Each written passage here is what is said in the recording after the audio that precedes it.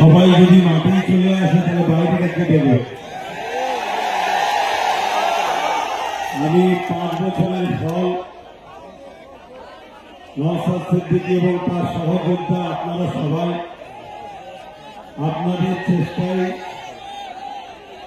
বিধানসভা আসতে হয়, তখন অনেকটা বাকি আছে, কিন্তু আজকে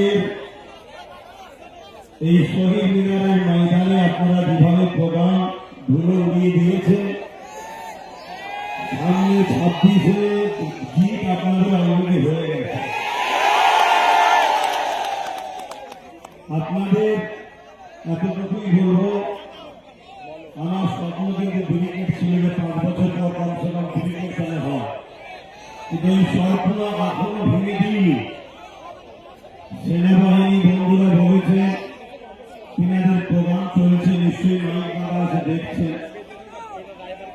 31শে মার্চ পর্যন্ত প্রোগ্রাম আছে। 31শে মার্চের পরে আবার চেষ্টা করব, কিন্তু মার্চের পরে প্রচন্ড রোগ হয়। এই রোগকে অপেক্ষা করে যদি ক্রিকেট করি আপনারা সাড়া দেবেন তো? আমার টার্গেট ক্রিকেট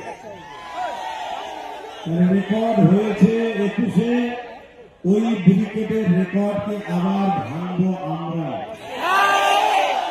সেই চেষ্টায় আজকে গতকাল থেকে বারবার আমাকে বলেছিলেন, আমি বলেছিলাম আমি অবশ্যই কলকাতায় থাকবো, আশপাশেই থাকবো, পুরো প্রোগ্রামটাকে নজরে রাখবো।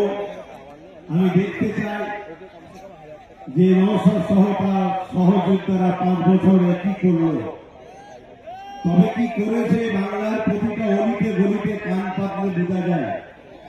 এই বাংলায় বর্তমান বিরোধী শক্তি যদি কেউ থাকে আজকের দিন পর্যন্ত